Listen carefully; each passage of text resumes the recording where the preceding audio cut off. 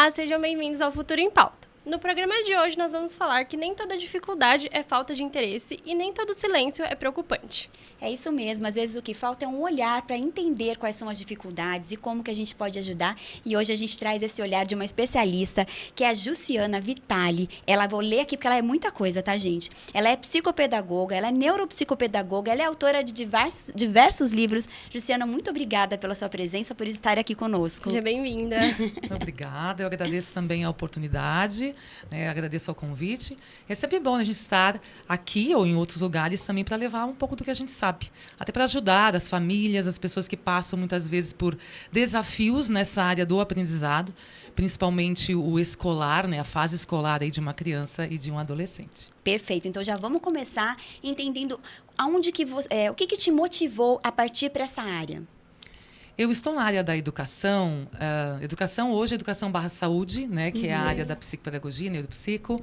Eu estou nessa área há um pouco mais de 3 décadas. Então, assim, já estive ali no chão da sala de aula, estive também um tempo como gestora, e algo que sempre me indagava e me questionava era por que nem todo aluno aprende do mesmo jeito?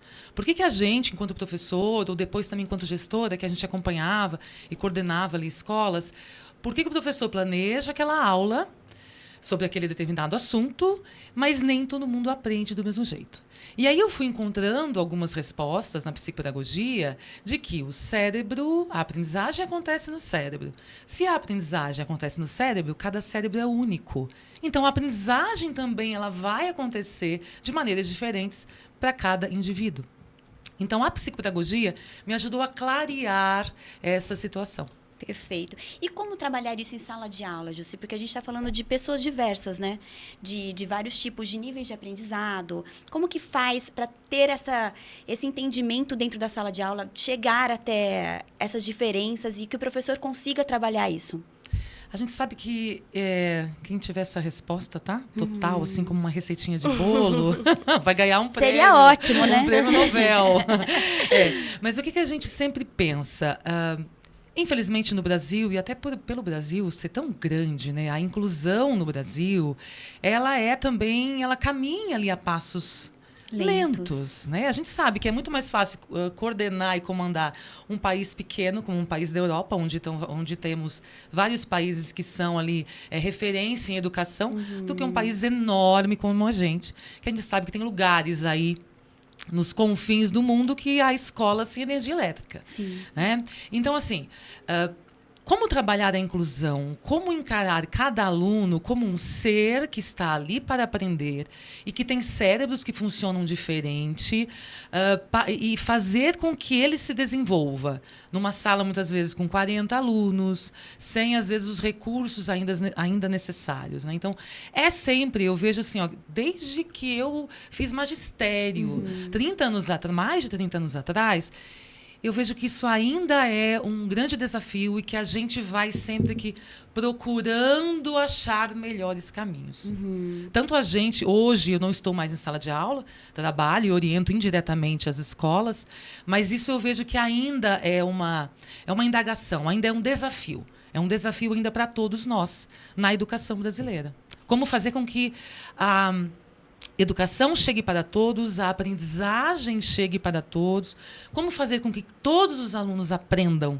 Isso ainda é um grande desafio. E você acha que isso deveria passar pela formação dos professores, por exemplo? A gente sabe que na formação dos professores são poucas as instituições que trabalham aí a fundo, de uma maneira robusta, a inclusão. A gente sabe que existem vários profissionais que que se formam em pedagogia, por exemplo, e, é claro, não quero criticar no mau sentido. Sim. Eu sou uma grande defensora da classe dos professores, sim, porque eu também são maravilhosos, não é? São heróis do Brasil. Mas que saem, muitas vezes, da formação com lacunas. Sim.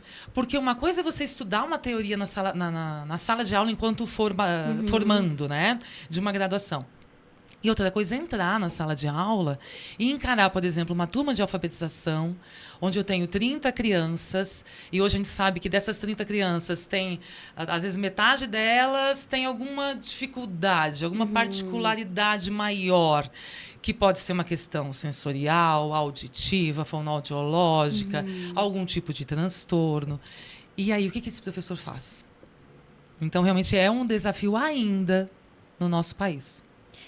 Estamos em evolução, né? Lenta, como você disse, mas temos um grande caminho. É um grande caminho pela frente. Gente, ela é autora de diversos livros. Ela, inclusive, lançou na Livraria Leitura. Foi esse, né, Jus? Qual deles? Esse aqui? Isso. Descobrindo o Invisível. Descobrindo o Invisível. Vou mostrar aqui para vocês. Foi recém-lançado. É a novidade, chegando do forno aqui. Conta pra gente o que ele é e o que tem aqui dentro desse livro. Eu vi que são histórias. São histórias reais. O Descobrindo o Invisível, ele partiu assim de uma vontade muito grande que eu tinha de fazer um livro solo. Então eu participei já de 2 situações em coautoria, né? Um deles é uma autobiografia e um outro fala sobre autismo. E aí, no meu trabalho hoje, aqui em Indaiatuba, eu atendo ali uma meninada. Quando eu falo meninada, está incluído crianças, adolescentes e tem alguns adultos também. Tá. E analisando essa garotada que chega pra gente, e as famílias, eu fui percebendo assim que cada um, eles têm também, independente da dificuldade, independente se tem laudo, se não tem laudo, se tem CID, se não tem CID, se já tem um diagnóstico fechado, se está em busca de diagnóstico, ou se não tem nada e ele é típico. Cada um, ele é único. Cada um, ele tem algumas áreas em que tem dificuldade, mas também tem potencialidades. E sabe assim, não no sentido de, estamos todos no mesmo barco, mas de um certo modo, assim, olha como cada um... Porque quando a gente pega, por exemplo, uma criança autista e aquele outro que não é, mas tem tantas vezes coisas semelhantes, e eu também tento passar isso para as famílias. Mas você sabe que isso também é natural nessa fase de idade, assim, sabe? Interessante. E aí eu fui percebendo, assim, as histórias de vida de cada um. E aí começou no ano passado já a amadurecer essa ideia, né? E tudo leva muito tempo, porque a gente depende aí de muita coisa envolvida, e até a escrita, enfim. E aí, então, a gente juntou, são 20 histórias, são histórias reais, de crianças, de adolescentes, não são só de Indaiatuba, tá? Tem de alguns outros lugares aí, Brasil afora. Mas seus pacientes? Não, nem todos são. Nem todos são. Mesclou algumas outras histórias. Tem algumas outras histórias, assim, que eram histórias que eu fiz questão de colocar, porque eram histórias bem interessantes. Significavam. Tá? Simbolizavam bastante. Exato. E são histórias reais, de vida, dessa meninada. E eles contam coisas que, assim, eles quiseram e fizeram questão de colocar, tipo, lá, muitos deles, né, tem ali especificado, né, o nome da criança e algum laudo que ele tenha. Tá. Outras não tem, realmente não tem. Sabe aquela coisa assim, e tá tudo bem? Quando você vai ler as histórias, são histórias curtas, de fácil acesso. Mas, Júcia, eles contam histórias deles? São as histórias, que é? Dá só um exemplinho assim são pra as gente, histórias spoiler. deles. São histórias curtinhas deles. Tá. De coisas... é uma situação de historinhas bem rápida. De coisas que eles gostam, coisas que não gostam tanto, desafios que enfrentam na vida. É basicamente isso. É um livro interativo. Então, quem adquire o livro, a criança que adquire, o adolescente, ele pode escrever também nesse livro. Então, eu achei bacana também essa ideia, assim, a meninada gostou muito, porque, digamos que eu compre o livro, e eu vou dar para o meu filho, e o meu filho vai se identificar muitas vezes. Outras crianças já leram esse livro, e eles, nossa, mas... parece que essa aqui sou eu. Nossa, mas essa história aqui parece que é a minha história. Então, e são crianças diferentes, que não se conhecem. Então, olha que legal, né? Assim, realmente, eu sou suspeita em dizer. Foi um projeto bacana, a meninada tem gostado bastante, as famílias foram muito parceiras nesse projeto. E, então, são histórias reais, são histórias de vida reais. Independente do diagnóstico ou não, de estar em tratamento ou não, cada um é único. E tem o seu lado que precisa ser desenvolvido, porque são desafios, tem suas vontades. Então, assim, nessa hora, quando você vê as histórias, você pensa, uau, tá tudo bem, olha que legal isso, olha que legal aquilo. Então, foi muito bacana. E as famílias também toparam e foi bem bacana, bem legal. E é um livro também que os professores, por exemplo, podem utilizar na escola, na Olha, sala de que aula, interessante isso, né? na sua turma. Pode ler um capítulo hoje, um capítulo amanhã, sabe? Não precisa seguir ordem. Nas igrejas também pode ser usada, em grupos de jovens ou de crianças. Então é bem bacana. E até para continuarem a história, né? Às vezes um vai se identificar com a Exato. identificação do outro, né? Alguém vai Muito fazer uma legal anotação, isso. o outro vai olhar.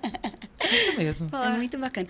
E deixa eu te falar, e do autismo, a gente está aqui no mês, né, de conscientização. É muito importante a gente trazer esse assunto, porque apesar de estar sendo falado mais, ainda bem, ainda tem muitos preconceitos, ainda tem muitas dúvidas. Eu queria que você falasse um pouquinho, não só sobre o livro mas sobre as famílias, sobre a inclusão, sobre o que isso tudo representa ali na sua experiência de consultório. Certo. Esse livro também foi um projeto assim, muito bacana, que a gente participou. Eu sou coautora desse livro. Ao todo são 50 capítulos. Ele é bem encorpado. É um livrão. Ele pesa quase meio quilo. Tá até marcadinho aqui, tem alguma parte importante. É o meu capítulo. É meio quilo de muito conhecimento, né? É isso aí. Dentre esses 50 autores, nós temos médicos, terapeutas, tem mães, tem educadores e tem o meu capítulo também, que é o título Entender para Atender. Então, o que eu quis trazer? Eu preciso entender aquela minha criança, seja ele meu filho, meu paciente ou meu aluno, né? Ou meu vizinho, ou meu neto, enfim, para que eu possa também acolher, para que eu possa também saber lidar. Porque o autismo ele é um transtorno do neurodesenvolvimento, então ele não é frescura, ele não é preguiça, ele não é esquisitice, ele é uma condição. Então ele é sim um transtorno. Ele está ali descrito no DSM-5, na CID, que é o Código Internacional de Doenças, DSM-5, que é o Manual de Transtornos Mentais, né? E não é uma frescura. Então, a gente está ali agora no mês de abril, que é o mês que muito se fala do autismo, posts azuis para cá, coração azul para lá. Mas a gente tem que pensar que o autismo também é todo ano, né? O número tem aumentado dos diagnósticos, há vários fatores que explicam isso. Constantemente, estudos vão sendo feitos e analisados para se detectar de onde vem e tal, e o que pode influenciar, e a idade paterna, e a saúde do estômago do pai antes da concepção. Né? Eu vi muita coisa disso também. Remédios, alimentação. Isso, sim. Então, tem muita coisa envolvida. Muita coisa envolvida. Nesse livro, ele é um verdadeiro manual sobre o autismo, de linguagem acessível. Para quem tiver interesse, vai aí adquirir bastante conhecimento. Né, uma linguagem aí que cada um consegue entender, um pai, uma mãe, um profissional, e quem tem interesse, né, realmente de entender melhor esse mundo todo, esse espectro todo que é o autismo. Sim, a gente fala muito de transtorno de hiperatividade, né? Que as pessoas têm falado. Às vezes até confundem um pouco por conta dessa rotina mais acelerada que a gente tem. Eu tenho TDAH, aquela coisa meio que vira um hábito de se falar. Mas o que você... Fala um pouquinho sobre isso pra gente, sobre essa questão. Sabe, eu penso assim que a internet hoje, e o fato de a gente ter um smartphone aqui na palma da nossa mão, eu falo que o conhecimento está na palma da nossa mão, né? E o desconhecimento também. E eu vejo que assim, e claro que tem um lado maravilhoso nisso tudo, a tecnologia está aí para nos ajudar. Mas, muitas vezes ela também causa, eu vejo nas pessoas, essa certa ansiedade, assim, deixa eu me entender, deixa eu ver onde é que eu me encaixo. Porque hoje em dia a gente pode abrir um celular e assim, eu tenho isso, eu tenho esse diagnóstico. O que a gente tem visto também a população, de modo geral, muitas vezes se autodiagnosticando pelo celular, por uma IA, né? E não é bem assim. Os transtornos, eles são realmente uma situação que não é uma característica que é transtorno. Nós, brasileiros, naturalmente, somos uma população muito ansiosa, muito estressada, né? Nós temos Exato. Nós temos um estilo de vida muito estressante e ansioso. Se a gente for comparar nós, brasileiros, com o europeu ele é muito mais zen. O europeu ele começa a trabalhar, muitas vezes tem países 9 da manhã. Faz aquela pausinha do almoço. Pausa para almoço. Comércio fecha cedo, né? Tem até na Itália, né, o dolce far niente, a arte de não fazer nada. Nós não temos muito isso. O brasileiro está sempre produzindo. E não só não tem, como culturalmente é visto como preguiça. Sim. Tipo, nossa, mas tá parado? Não acredito. Você tinha que estar produzindo, né? É então, cultural. Olha como tem questões culturais, então, nisso. E aí tá. A gente aí é naturalmente um pouco mais estressado, ativo, alvoroçado. Se a gente for pensar assim, então todo mundo tem TDAH hoje? Porque todo mundo é ansioso? Ansioso, Todo sim. mundo é hiperativo. Porque todo mundo está correndo? Porque todo mundo está pouco. trabalhando no automático? E não é bem assim. Para ser considerado um transtorno, independente se seja o autismo, o TDAH, um transtorno de linguagem, um transtorno de aprendizagem, que é inclusive, né, o meu foco principal, para ser considerado o transtorno, eu preciso preencher critérios diagnósticos. Então, existem várias características que a gente precisa estar apresentando. A gente, que eu falo, qualquer ser humano, né? Qualquer sujeito, né?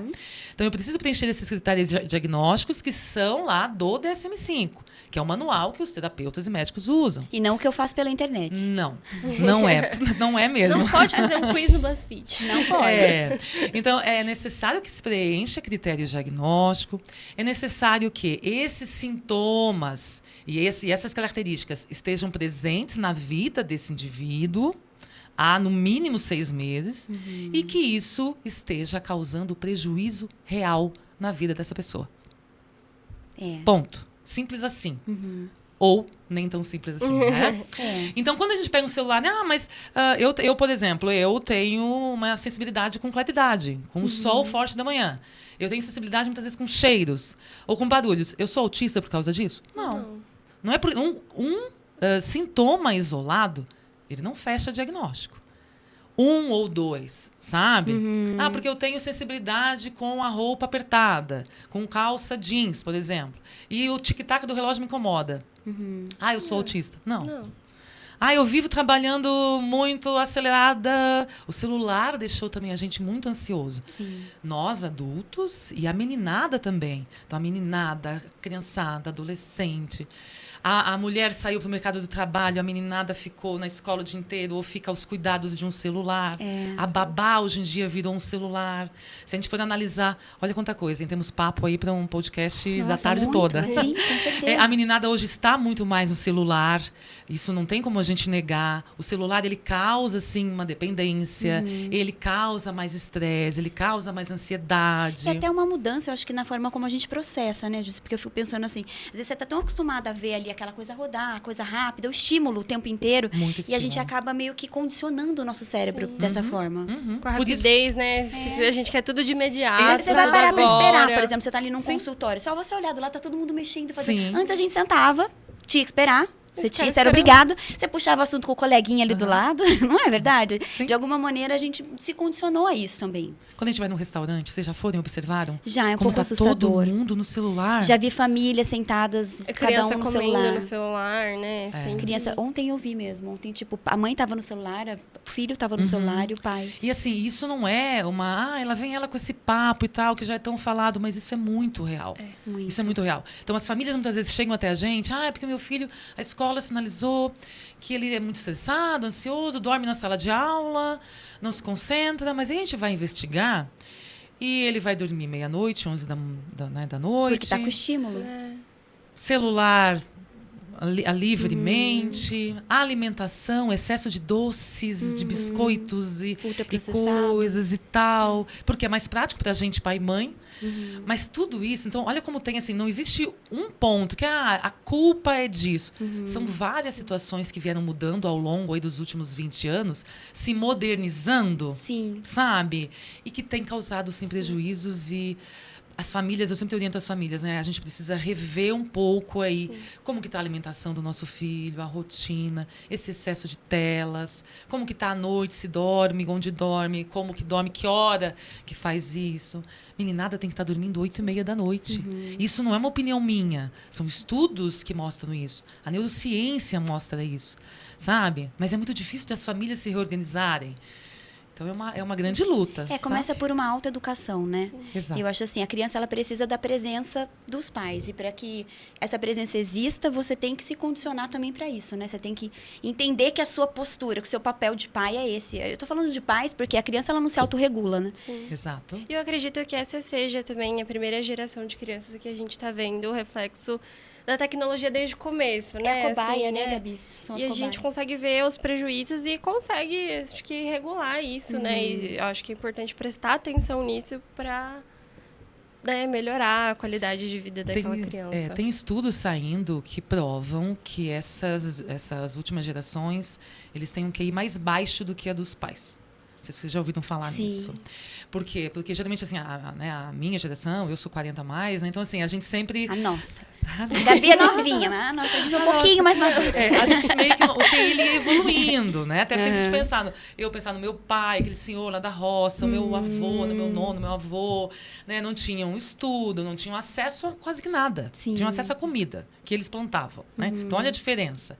Então, assim, a evolução ali do QI, da inteligência, dos relacionamentos, do adquirir conhecimento, ele foi evoluindo. E tem tido um declínio aí agora. E justamente fecha com a vinda ali da internet, do smartphone, da tecnologia na palma da mão. Se a gente for analisar, não sei se vocês já viram a análise de desenhos infantis. Se a gente for analisar um desenho de antigamente, de 30 anos atrás, do Papaléguas, do Pernalonga, aquele desenho longo, com início, meio e fim, com poucos estímulos, poucas imagens. Tinha que prestar atenção. Então, quando a gente prestava atenção na Caverna do Dragão, era tudo uma história com início, meio e fim, que o fim nunca tinha fim. E aí ia... Hoje a meninada está num desenho animado, é tudo muito... É uma loucura de estímulo de cor, de som, de fala. Como que não vai deixar a meninada estressada? Isso tem sido uma das coisas que eu mais reparei de desenho, assim. Porque muitas vezes a gente vai em família e vê os desenhos que fazem as crianças e fala, gente, é tão diferente. É um estímulo tão grande. Às vezes é muita cor, muito som, nada com nada. E aqueles de musiquinha, sabe aqueles videozinhos do YouTube, assim? Tchum, tchum, você fica doida. Eu acho que fica muito psicodélico pra minha mente aquilo. Eu tenho quase que um surto. E aí a criança não consegue sentar pra ver um filme do começo ao fim, prestar atenção na história. E aí, como que essa criança que muitas vezes fica 3, 4, 5 horas assistindo esse tipo de coisa em telas, como é que ela vai abrir o livro de português na página 17, fazer o exercício número 5 sobre conjugação verbal? Sim. Como que ela vai copiar o texto que é desse tamanho, que ela não tem paciência de ler uma linha? A gente tá complicada a situação aí. E aí, ao mesmo tempo, a gente também, as nossas escolas, né? A educação no Brasil, de modo geral, ela também... A gente sabe, não tem como esconder, ela não está em bons rankings, né, de educação. Então, ela também talvez faltou se modernizar um pouco também. E se modernizar não é só levar um tablet para a sala de aula, sabe? Então, a gente vê que essa meninada hoje também tem muita dificuldade de aprender, de ficar na sala de aula 4, 5 horas sentado, preenchendo a apostila. A maioria das nossas escolas são tradicionais. Eu não tenho a solução, tá? Mas eu questiono muita coisa. Sim, importante. A escola que eu também estudei... não pode ficar quieto, né? A escola que eu estudei, ela funciona nos mesmos moldes que a meninada hoje estuda. Eu já estou quase me aposentando na área da educação. Sim. Então, assim... então, você vê, como contrapartida, tem todos esses estímulos de telas... Muita agitação, muito estímulo, né, de modo geral. Rotina que deixou de ser organizada, porque mãe e pai estão trabalhando.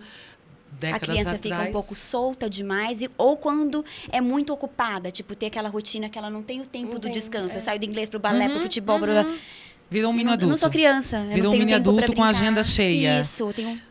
Exato. Que muitas vezes a família também faz, não por mal, mas porque também quer proporcionar e quer estimular aquilo no filho. Quero preparar meu filho para o mundo, mas não entende que o preparo ele passa pela fase que a criança tem que de maturar, né? Criança. E muitas vezes eles viraram mini adultos também, né? E aí vai para a sala de aula e a escola também deixou de ser atraente, né? Porque quando eu estudei, a escola era o local que eu ia morrendo de amor pela escola. Porque era lá que eu adquiri conhecimento, era lá que tinha livros. Porque eu não tinha livro em casa. Hoje, a meninada, qual é o gosto de ir para a escola? Então, sabe, o mundo mudou muito, as gerações mudaram muito e muita coisa não conseguiu acompanhar. A gente ainda tem muitas coisas para falar, o tempo daqui a pouquinho já está acabando. Eu queria falar um pouquinho sobre altas habilidades, porque é uma questão que a gente não vê muito falar, né? A gente fala mais dos espectros, a gente fala mais do TDAH, da hiperatividade, mas e altas habilidades? Você acha que as escolas estão preparadas para lidar com crianças com altas habilidades? Não, também não. Também não, mas eu acho que ainda não, mais não, né? Porque é difícil, tudo é muito difícil, né? E as altas habilidades, elas têm surgindo, inclusive, assim, está surgindo um novo boom de altas habilidades. Por quê? Não se sabe. Da mesma forma que teve um boom aí da situação do autismo. E agora está vindo meio que um diagnóstico maior surgindo de altas habilidades. De altas habilidades. E aí, o que acontece? Antigamente, quando a gente falava em superdotado, ai, que legal, ele é superdotado, ele passou em tal faculdade, ai, ele é muito superdotado, olha. Você pensava num prodígio, Como né? se fosse só algo, assim, 100% positivo. E não é. As altas habilidades, hoje, ela é considerada uma neurodivergência. Ela ainda não é considerada um transtorno. Ainda. Eu acredito que talvez aí daqui a alguns anos, né, nos novos manuais também, ela pode ser encaixada assim como um transtorno, né, enfim. Mas não é fácil lidar, porque geralmente altas habilidades, ok, que ele tem um QI elevado, mas às vezes ele tem um QI elevado em uma área específica. Então, uma criança, um adolescente, um adulto, né, quem for, ele pode ter um QI elevado na área de matemática, mas tem um déficit em linguagem. E aí, além desse déficit de linguagem, ele pode ter uma dificuldade de seguir regras. Isso é muito importante. Sim. Dificuldade de seguir regras, dificuldade de aceitar o outro, porque ele tem um certo... É como se fosse um certo egocentrismo, assim, porque ele acha que ele sabe muito, e muitas vezes ele sabe, e ele tem essa dificuldade de... Não, mas e o outro também pode saber. Então, sabe? Sim. Não no sentido, assim, de ele ser malvado, não é nada de sentido pejorativo. É do próprio funcionamento É do dele. funcionamento cerebral, exatamente. Então, há uma dificuldade de seguir regras, há uma dificuldade de aceitar que tem uma área que ele não sai bem, sabe? Então, lida com a frustração? A dificuldade de lidar com frustração é geralmente muito grande. Tá. Então, assim... E como que a gente lida na sala de aula? Muitas vezes, a altas habilidades de superdotação, ela não está sozinha, ela vem meio que num combo, que é o que a gente chama de comorbidades, que é quando ela vem junto com o autismo, pode acontecer, junto com o TDAH, junto com alguma questão sensorial. Ela pode estar junto também com questões motoras. E às vezes ela pode estar junto com mais de uma coisa, tá? Nossa, um combo. É um combo, é um combozinho mesmo que às vezes acontece aí. Quando a gente vai analisar adultos, é aquele adulto, muitas vezes, que anos atrás, que hoje já tem os seus 40, 50 anos, e que se deu bem na vida, é funcional, se vira, casou, tem filhos e tal.